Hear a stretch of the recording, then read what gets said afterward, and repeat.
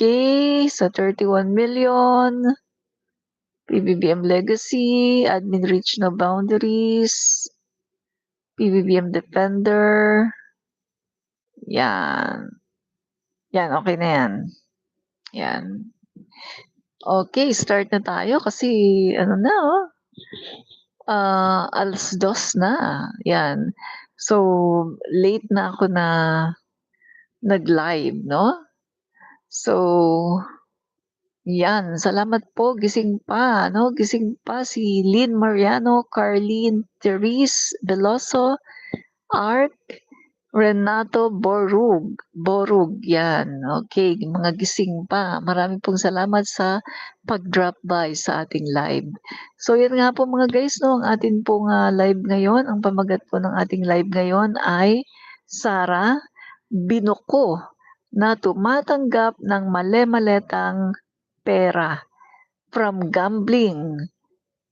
Si Speaker Velasco, no? Lord Velasco, no? So tingnan natin mga kaibigan na. Okay, unang-una muna guys, patanong yan Sara Binuko na tumatanggap ng mali-maletang pera from gambling, ang dating speaker, no? Sino ba yung dating speaker? Bago si Speaker Martin Romualdez, 'di ba si Alan Lord Velasco, yung best friend, no? Malapit na kaibigan ni VP Sara Duterte. So binuko po niya mga kaibigan, no? Sa kagustuhan niya na ipahamak si Speaker Martin Romualdez, sa kagustuhan niya na siraan si Speaker Martin Romualdez ay nabuko niya, no? Nabuko niya si dating Speaker Lord Velasco, no?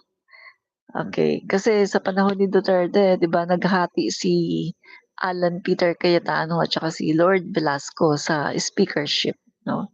So, una muna guys, papanood ko sa inyo yung video ni VP Sara.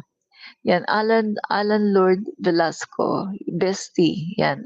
Correct. Best friend yan ni Sara, no?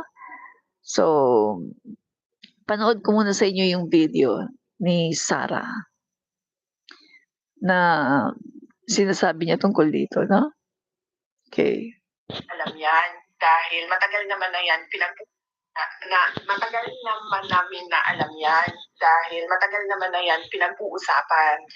Simula pa lang noong pagpasok namin as President and Vice President, naririnig na namin yung delivery ng mga pera na nakalagay sa mga suitcases. Pero ngayon lang siya lumabas. Sandali, ulitin nga natin. Parang sabi na siya na matagal naman namin na alam yan dahil matagal naman na yan pinag-uusapan. Simula pa lang noong matagal na namin alam yan dahil matagal na yang pinag-uusapan. Matagal na naming alam yan dahil matagal na yang pinag-uusapan.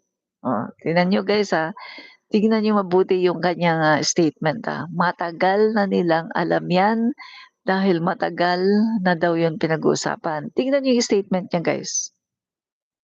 Na matagal naman namin na alam yan dahil matagal naman na yan pinag-uusapan. Simula pa lang noong pagpasok namin as President and Vice President, naririnig na namin yung bugok talaga. Kita nyo matagal na naming alam yan dahil matagal na yan pinag-uusapan.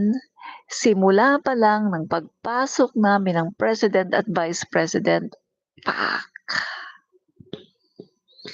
Mukhang nakalimutan yata ni Sara Duterte na ang presidente, na ang Speaker of the House, pagpasok niya as Vice President at sa pagpasok ni PBBM as Vice President, ang Speaker of the House ay ang kanyang best friend na si Lord Alan Lord Velasco. Yan. Mukhang nakalimutan yata, no? Lutang. Parang hindi nakainom ng gamot.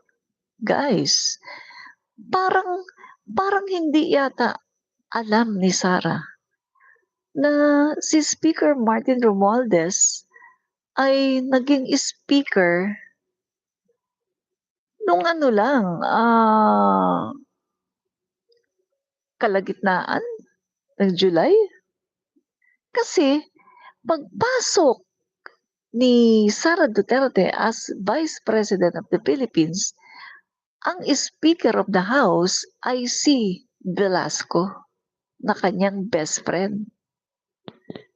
Grabe, huli siya mga kababayan. Huling-huli. 'Di ba? Ulitin natin guys ha. Huling-huli siya. Na matagal naman namin na alam yan dahil matagal naman na yan pinag-uusapan.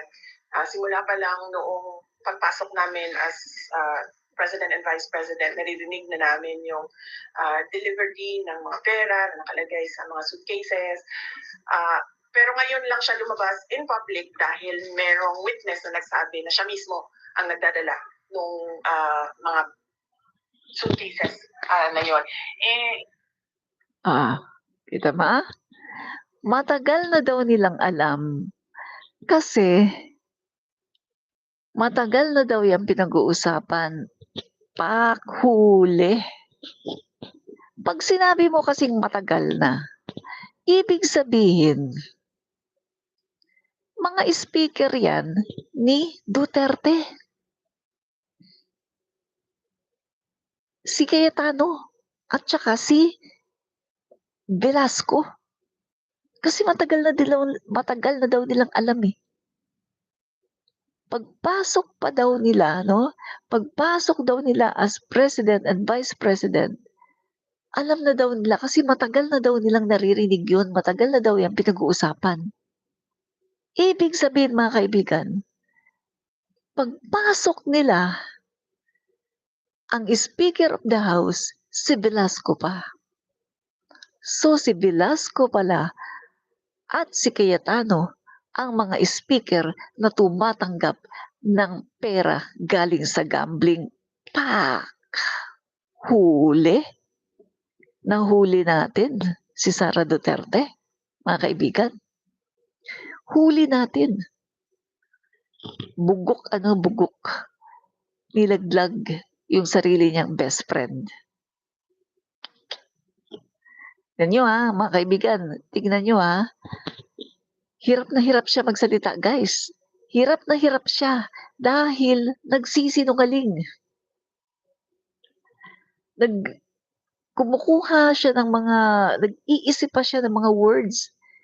Guys, itong video na pinapakita ko sa inyo ngayon, nilagay ko yung speed sa 2. Ibig sabihin, binilisan ko yung speed.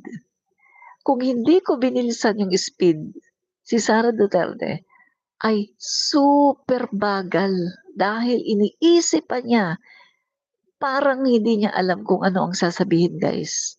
Kasi nga, nagsisinungaling. Tingnan nyo tingnan nyo guys. Tingnan nyo. Ulitin natin na matagal naman namin na alam yan dahil matagal naman na yan pinag-uusapan. Simula pa lang. Matagal na naming alam yan dahil matagal na yan pinag-uusapan. Pag sinabi mong matagal, no? Pag sinabi mong matagal, ibig sabihin, yung period of time, matagal na. Ngayon, kung sasabihin mo na si Speaker Martin Romualdez yan, hindi yan matagal. Kasi si Speaker Martin Romualdez, naging speaker ay pagpasok ni PBBM, hindi nga agad-agad naging speaker kasi nandyan pa si si Velasco. So, ang naabutan ni Sara Duterte at ni PBBM ay si Velasco. So, ibig sabihin mga kaibigan, si Velasco at si Cayetano ang tumatanggap ng mali-maletang pera galing sa gambling. Diba? At mga guys, ito sabihin ko sa inyo. Yung si Gutesa, nadulas, diba? Na nakinig ba kayo doon kay Gutesa? Nadulas siya, 'di ba? Anong sabi ni Gutesa? Isa pa daw na pinagdeliveran niya ng mali-maletang pera ay bahay ni Michael Yang. Take note, bahay daw ni Michael Yang sa sa may Aguda Street, sa may Malacanang, bahay ni Michael Yang. Napansin niyo rin ba si Marcoleta? Si Marcoleta, guys, napansin niyo ba? 'Di ba? Nagsalita agad si Marcoleta at mukhang kaniyang siname yung naratibo ni Aguda. Anong sabi ni Marcoleta? Ibig mo ba sabihin yung dating bahay ni Michael Yang nabili ni Martin Romualdez? Di ba? Kasi nadulas. Nadulas si Gutesa na siya ay nag-deliver ng mali-maletang pera sa bahay ni Michael Yang. Diba? So si Marcoleta, come to the rescue. Ni-rescue niya ngayon yung sinasabi ni Aguda para hindi kumbaga hindi masabi na, uy, kay Michael Yang, uy, Duterte yun So ang ginawa ni Marcoleta, sinagip niya si Aguda, si Gutesa, at sinabi niya na,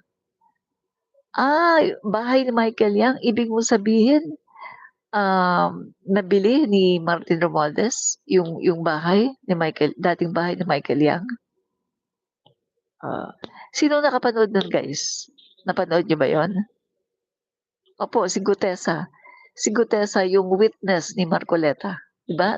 Nagsabi siya na nag-deliver siya ng pera, mali-maletang pera, sa Aguda Street sa may Malacanang, sa bahay daw ni Michael Yang. Pagkatapos, come to the rescue si Marcoleta. Come to the rescue. Kasi Michael Yang, pag sinabi mong Michael Yang, Duterte yan. Ang sabi ni Marcoleta, dating bahay ni Michael Yang, ibig mo sabihin nabili ni Martin Romualdez yung dating bahay ni Michael Yang? Oh, 'di ba? Mga kaibigan, ito pa nadulas dito, si Harry Roque. Pakita natin Nadulas mismo si Harry Roque na umamin siya na si Duterte ay tumatanggap ng pera sa Pogo.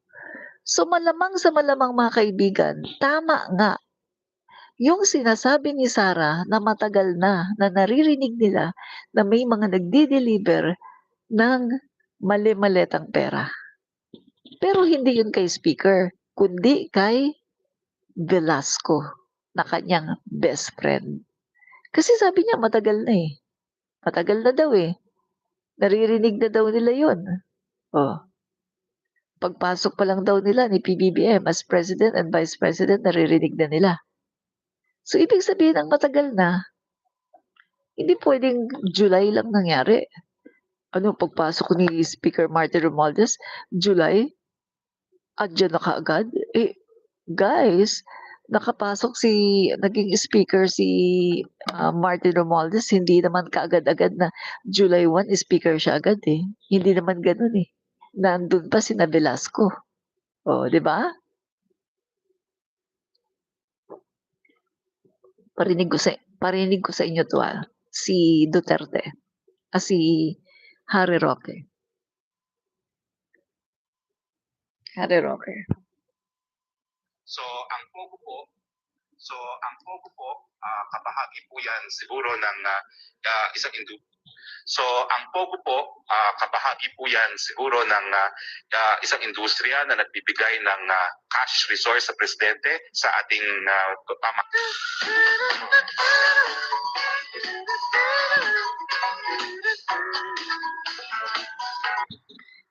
Dulas.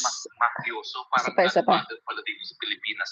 Po, kabahagi po yan siguro ng pogo po, kabahagi po yan siguro ng isang industriya na nagbibigay ng cash resource sa presidente sa ating Huli! Huli! Huli!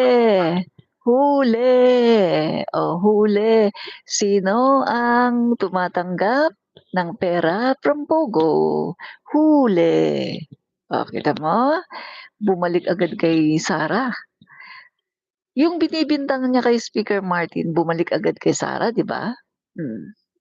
So, mga kaibigan, ang sinasabi niya na si Speaker Martin na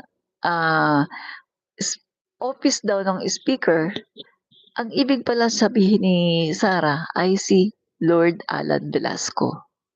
Hindi pala si speaker. Si Lord Alan Velasco pala ang tumatanggap ng pera galing sa gambling. Make sense? So ito pa guys ha. Yan. Ito. Philippine News Agency. Basahin natin. Anong sinasabi dito sa Philippine News Agency? President Rodrigo Duterte on Wednesday admitted that he talked to Charlie Atong Ang.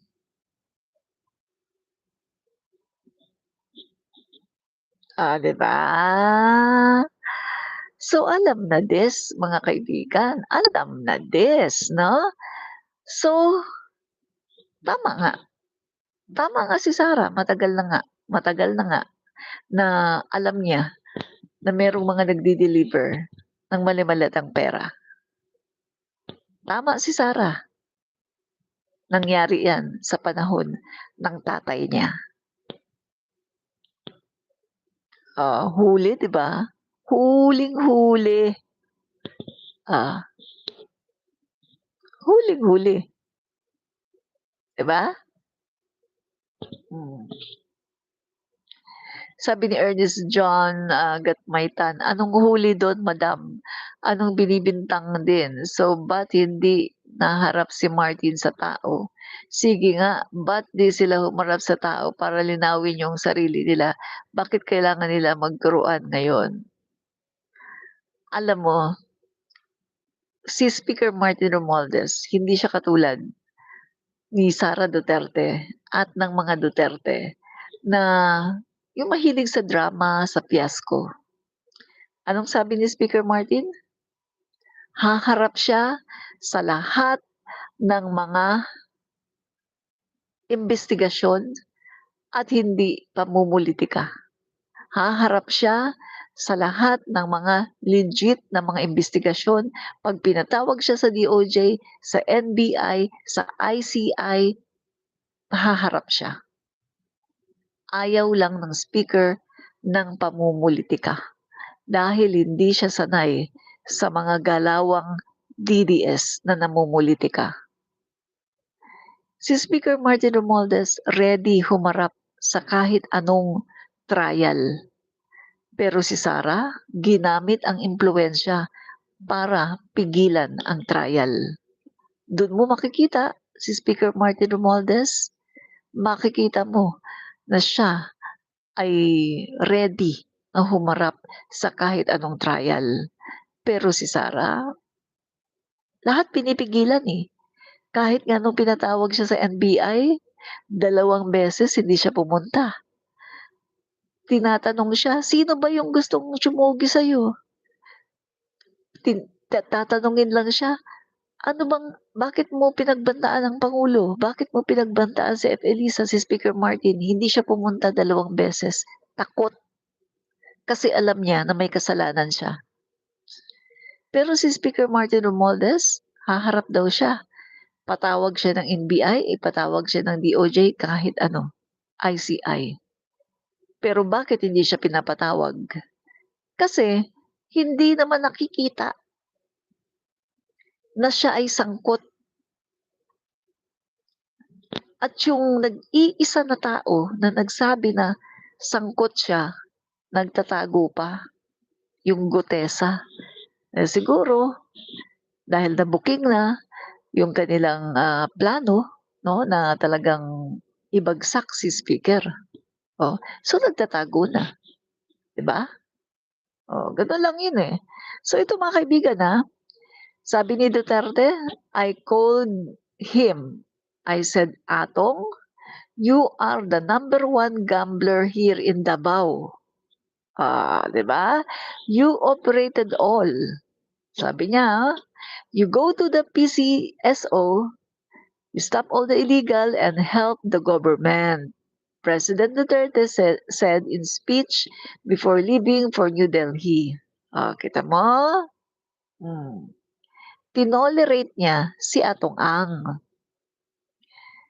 Bukod sa tumatanggap na siya ng cash galing sa Pogo, tinolerate niya si Atong Ang. Kaya si Atong Ang, ang kanyang online gambling na mayagpag sa panahon ni Duterte. So mga kaibigan, debunk agad ang sinasabi ni Sara na si Speaker Martin daw ay tumatanggap daw ng mali-maletang pera galing Pogo. Kita mo, debunk agad. Diba? Sino ang tumatanggap ng mali-maletang pera galing sa sugal? Si Duterte. Ang nagsabi mismo, si Harry Roque at itong balita.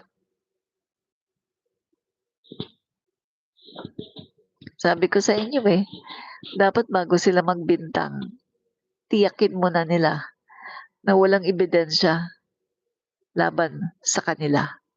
Tingnan nyo ang dami niyang sinasabi about Speaker Martin, pero wala siyang ebidensyang nilalatag, puro laway. Diba? Pero tayo, may ebidensya tayo. Diba? Duterte, tumatanggap ng cash from Pogo. Tapos ito pa, Duterte, nakipag-meeting kay Atong Ang at inaya pa niya si Atong Ang na tumulong daw sa PCSO. Kaya namayagpag ang gambling, ang online gambling ni Michael Yang. Correct ka dyan, Lynn Mariano, na back to you, Sara Duterte talaga. Kasi, ang daldal niya sa kadaldalan niya, sa sobrang sa sobrang kadaldalan ni Sara, nadulas siya ngayon. At nabuko siya ngayon na panahon pa pala sina Velasco, sina Cayetano, matagal na pala yan, panahon nila. Tumatanggap ng mali-maletang pera galing sa sugal. Diba? Si Sara mismo ang nagsabi. Matagal na yan.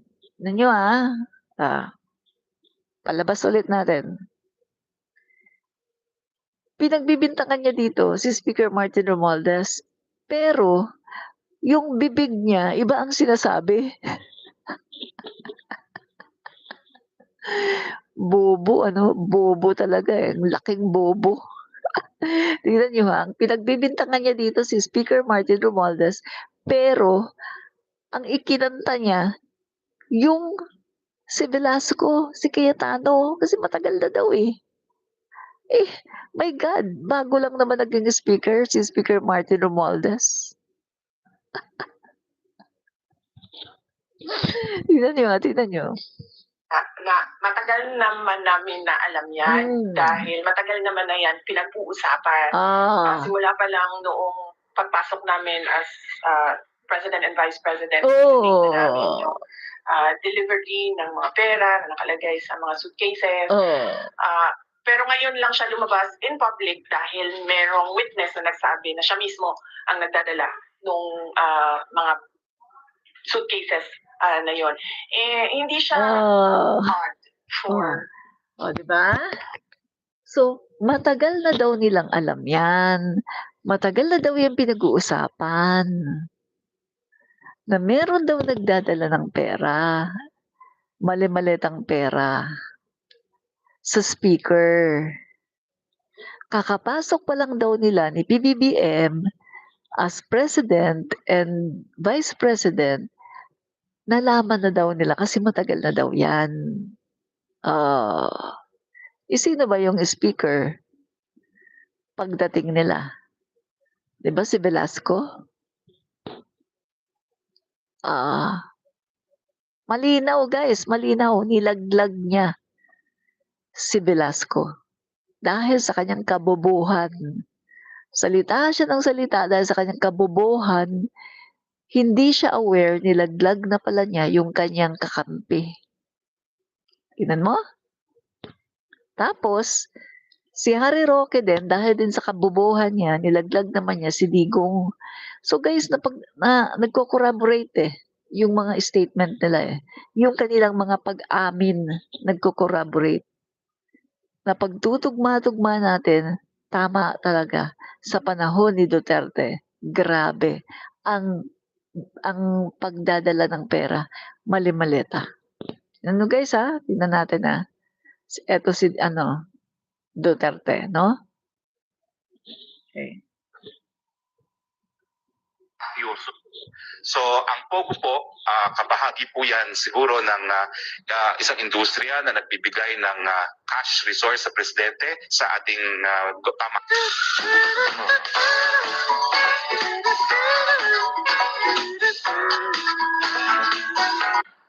nalaman ko, may isang mafioso, parang godfather pala dito sa Pilipinas ng mga POGO, Chino rin.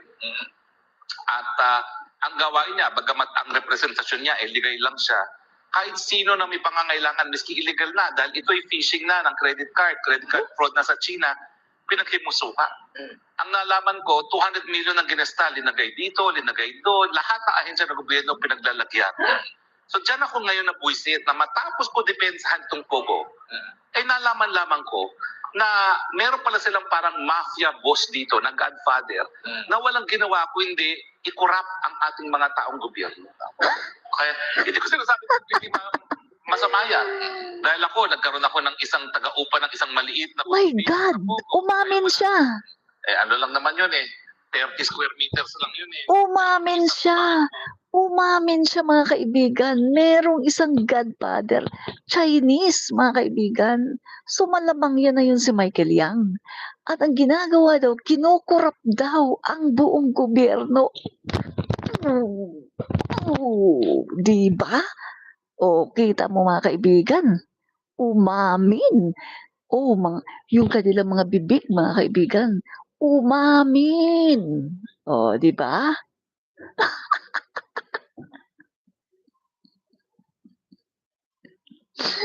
Nakakatawa, di ba?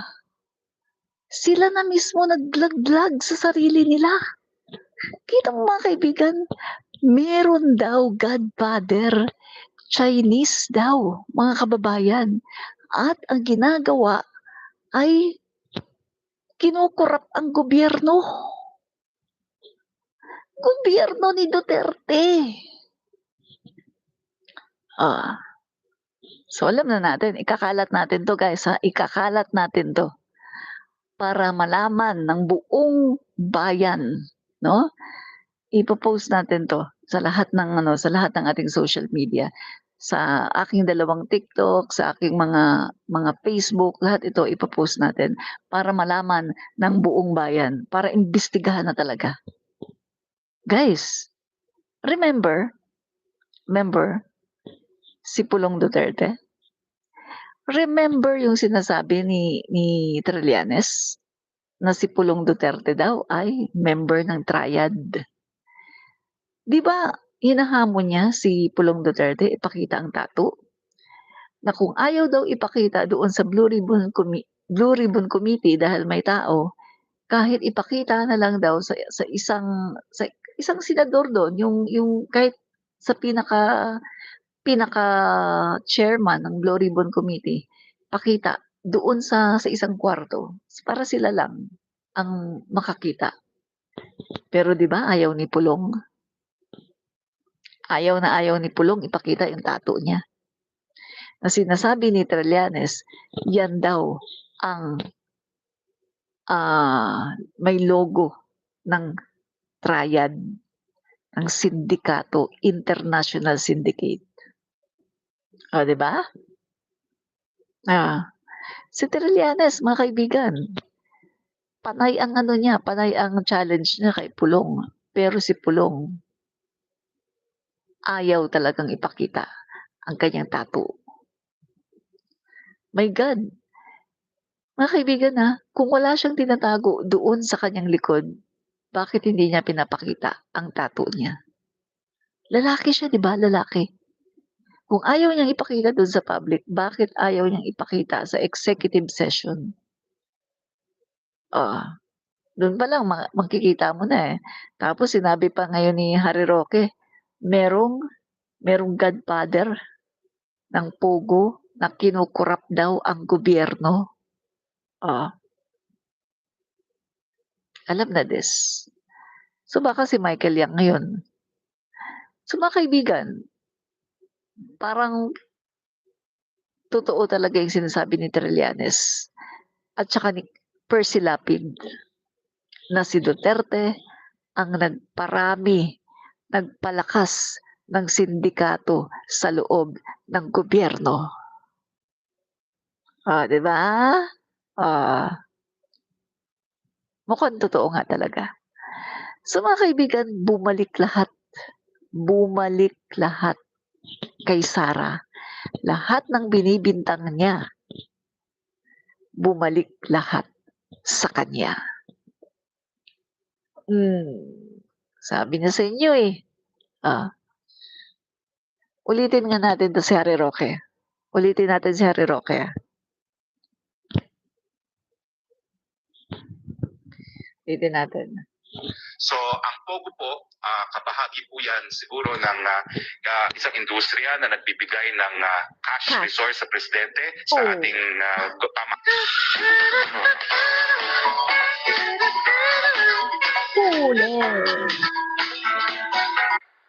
nalaman ko, may isang mafioso, parang godfather pala dito sa Pilipinas sa mga Pogo. Chino rin. At Michael Yang. ang gawain niya, bagamat ang representasyon niya, ligay lang siya. Kahit sino na may pangangailangan, miski illegal na, dahil ito'y phishing na ng credit card fraud na sa China, pinaghimusuka. Ang nalaman ko, 200 million ang ginesta, linagay dito. Michael Yang? Lahat ng ahensya ng gobyerno pinaglalagyan. So dyan ako ngayon nabuisit na matapos ko depensahan itong Pogo, ay nalaman lamang ko na meron pala silang parang mafia boss dito na godfather na walang ginawa kundi i-corrupt ang ating mga taong gobyerno. Kaya hindi sinasabi completely masama yan. Dahil nagkaroon ako ng isang taga-upa ng isang maliit na condominium na Pogo. Ngayon wala na. Ano lang naman yun 30 square meters lang yun no? Pero may isang babaeng Pogo worker, opisyalis na nagpupan yun. Ngayon wala. Kita mo, huli sa bibig, no? Yan mga kaibigan ang ginawa kasi ni Duterte. Tinolerate niya. Kaya ang gobyerno natin ay nakorap. Tinolerate ni Duterte. Coming from the mouth of Harry Roque. So yan na yun mga kaibigan. Michael Yang. Ginawang kinurap ang gobyerno, sindikato. 'Di ba? Alam niyo mga kaibigan, nakakaawa kayo mga DDS. Nakakaawa kayo ng mga DDS. Kasi bulag kayo Bulag kayo sa katotohanan. Nakakaawa kayo. No? Sa totoo lang, naawa ako sa inyo. Kasi Binigyan kayo ng mata ng Diyos, pero nakapikit. Binigyan kayo ng bibig, pero ginagamit nyo sa kasinungalingan at fake news. Binigyan kayo ng tenga ng Diyos, pero hindi nyo ginagamit para makinig ng tamang balita. Ginagamit nyo yung tenga nyo sa pakikinig ng mga fake news. Nakakaawa kayo, mga DDS. No? Sa totoo lang, naawa ako sa inyo. No? So malinaw na malinaw na yung sinasabi ni Sara Duterte ay hindi si Speaker. So, tuloy natin yung paninira ni Sara. Sunog na sunog si Sara no? Martin Romualdez, Ah, because he was already involved in heavy luggages doon sa Okada case. Kung maalala ninyo, doon sa State of Delaware case sa Amerika, nabanggit na yung pangalan niya doon at nabanggit na rin yung pangalan niya doon na tumatanggap ng pera na nakalagay sa luggages. So, ganun talaga yung modus nila. Hindi na okay. kasi nababalita naman na yan noon. Nabanggit ang pangalan, mahilig sila sa nabanggit, pero walang ebidensya. Mga guys, nabasa ko na yung kaso na yan, yung Delaware na yan. Actually, hindi si Speaker Martin Romualdez ang kinasuhan dyan. Nabanggit yung pangalan at sabi nung nagkaso no, doon sa isang company na yun nga daw, humingi daw ng tulong kay Speaker at binribe daw si Speaker para daw mapaburan. Pero at the end of the day, mga kaibigan, anong sabi dun sa kaso? Walang ganon. Hindi napatunayan na talagang merong mga maleta ng pera. Hindi napatunayan, hindi nga binigyan ng sumun si Speaker, hindi nga binigyan ng ng sumun, 'di ba dapat kung may kaso ka, may sumun ka, meron kang kumbaga susulatan ka niya na, "O ito kailangan mo pumunta dito." Wala nga eh. Kasi yung kaso ay parang parang intrigue, no? At the end of the day, ang sinabi, mga kaibigan, ay walang napatunayan na si Speaker ay tumanggap ng bribe. Oh, 'di ba? So mga kaibigan, ginamit lang talaga ito ng mga DDS, ng mga Duterte para yung kanilang naratibo na kesyo daw tumatanggap ng ng pera, mali-maleta. So ang ginawa nila ngayon mga kaibigan, yung kanilang fake witness, ganon din ang naratibo para mag-jibe, magtugma doon sa kanilang gustong sabihin na si Speaker daw ay tumanggap daw dati na may kaso daw sa Delaware. Eh guys, ginagawa namang tanga ni Sara Duterte ang mga tao. Akala siguro ni Sara, lahat ng tao ay kasing bobo niya. Akala siguro ni Sara na lahat ng tao kasing bobo ng mga DDS, ng mga supporter niya. Eh hindi naman eh. Hindi naman eh. Matatalino ang mga tao. Nagre-research. Kita mo guys noon pa man ang dami niyang mga sinasabi na ganito daw, si Speaker, ganyan-ganyan. Pero wow, until now, ni isang ebidensya na solido, wala siyang pinakita. Mahilig lang siya sa laway. Mahilig lang siya sa paninira.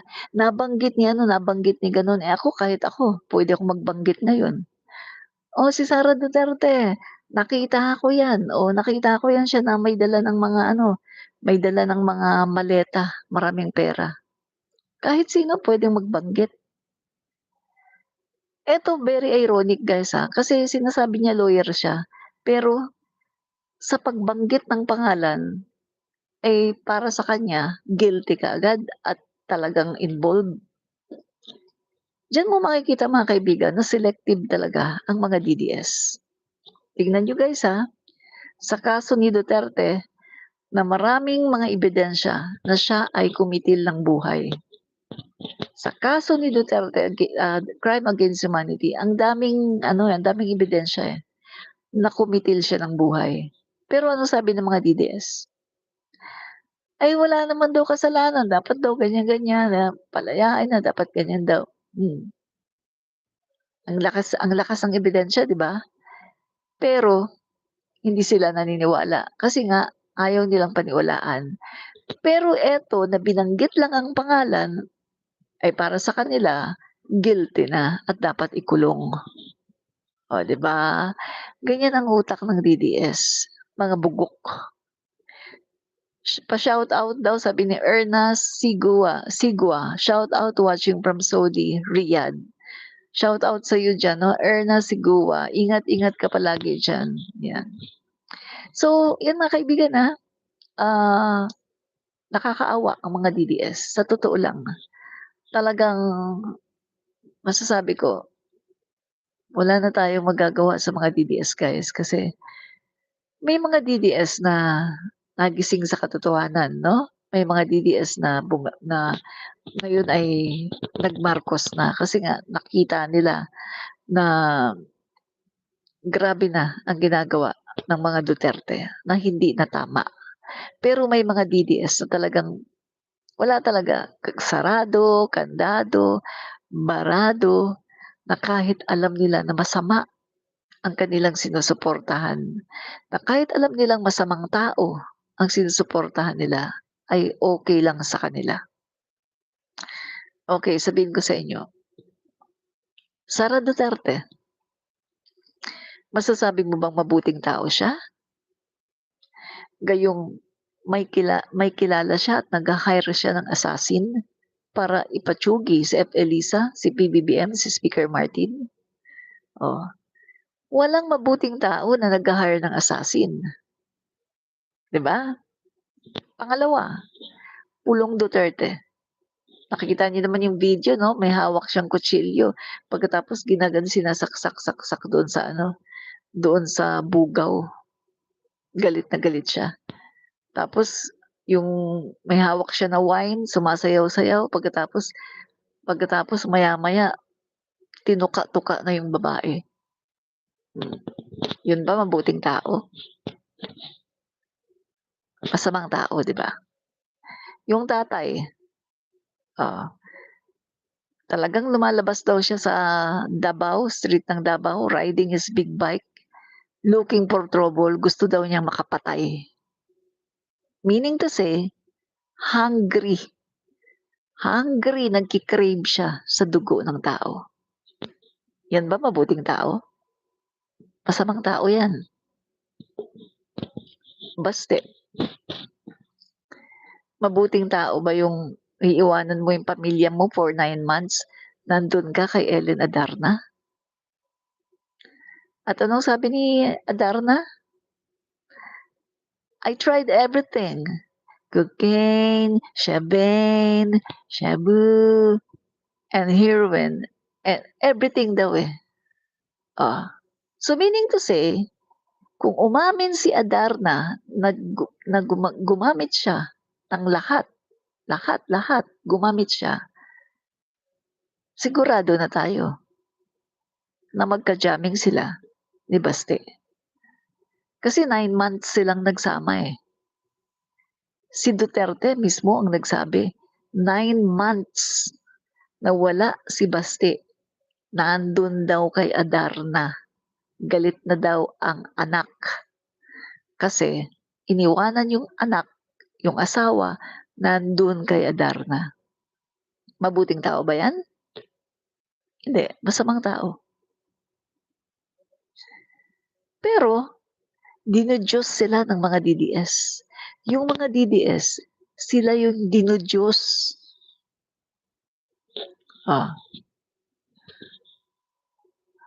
Kapag ikaw nag-idolize ka sa masamang tao, ibig sabihin, masamang tao ka din. Diba?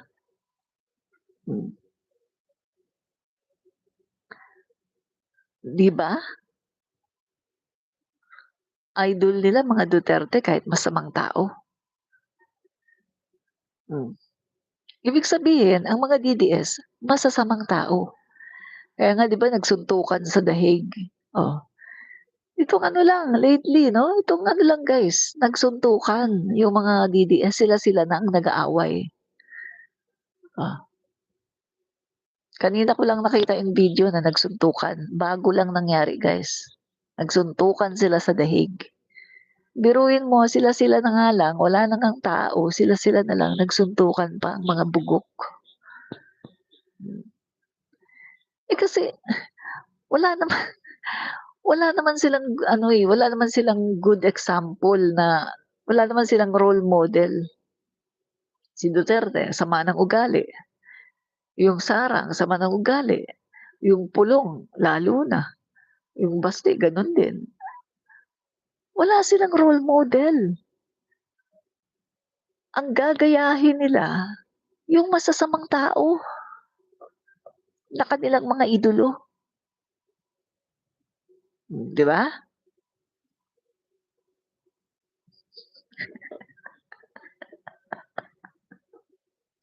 Nag-iiyakan na naman. Nag-iiyakan na naman yung mga DDS.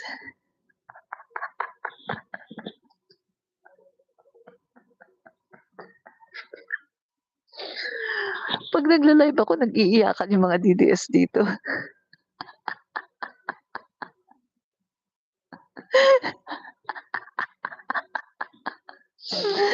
Ay, nako.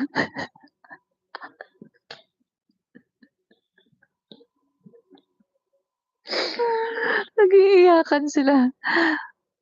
Sabi ni Sari-Sari, yung mga DDS kasi halos lumaki sa bundok, walang alam sa batas.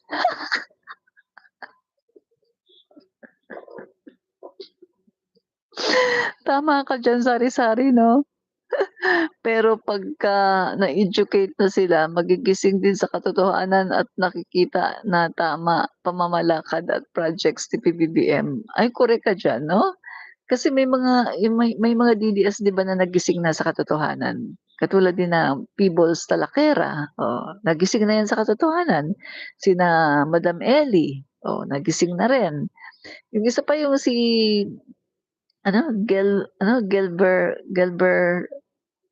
Gelber Himina ba yun? Basta yung nasa TikTok 'no, yung maiksi na yung buhok niya ngayon, na si Duterte daw yung kumuha sa kanya from Iloilo pinapunta ng Davao 'no, para pinag-witness sila sa ano, gawa-gawang kaso. Pagkatapos, binibigyan sila ng monthly allowance 'no, parang ginagamit sila, political, ginagamit sila 'no, binibigyan sila ng monthly allowance. Pagkatapos lately nung, na-hit and run yung apo yata niya 'no, na-hit and run pagkatapos siya hinit and run, nagsumbong siya ngayon kay Baste 'no, na na-hit and run sila. Pagkatapos yung nag-hit and run pala sa kanila ay kumpare.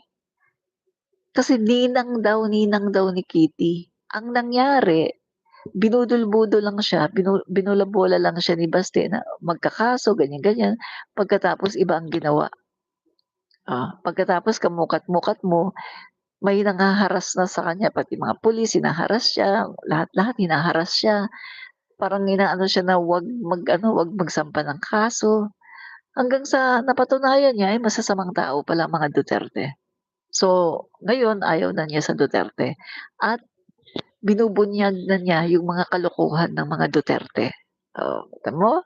Kung hindi pa siya nabiktima ng mga Duterte, hindi pa siya magigising sa katotohanan, 'di ba? Kaya kayong mga DDS dito, gano'n din ang mangyari sa inyo. Hangga't hindi kayo nabibiktima ng mga Duterte, himod kayo ng sa puwet ng mga Duterte. Pero 'pag nabiktima kayo, wala na, do'n na kayo babaliktad. Nasa huli ang pagsisisi, 'di ba? Oh, ganyan 'yan guys 'no? Yan. Ah, nag-iiyakan na sila, nag-iiyakan na ang mga DDS. iyakan na ang mga DDS, no?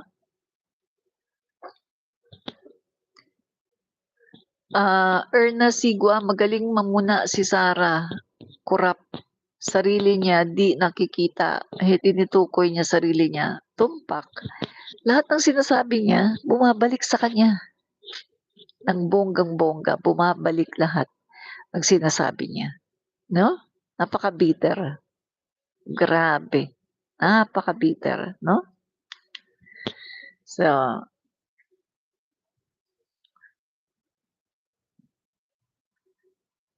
super bitter. Grabe ang pagka-bitter niya. So yun guys, nakita nyo nakita nyo na talagang etong si dating Pangulong Duterte, siya ang tumatanggap ng pera, no? Ng mali-malitang pera sa at saka yung mga speaker, no? Speaker sina Velasco, sina Cayetano. Kasi sabi ni Sara no? Ang pagbabasihan natin dito yung statement ni Sara na matagal na yan, matagal na naming alam yan, matagal na yan. Pagpasok pa lang namin pagpasok pa lang daw nila ni PBBM, President at Vice President, alam na daw nila matagal na may nagbibigay daw ng malimaleta na pera sa speaker, take note sa speaker at galing daw sa gambling.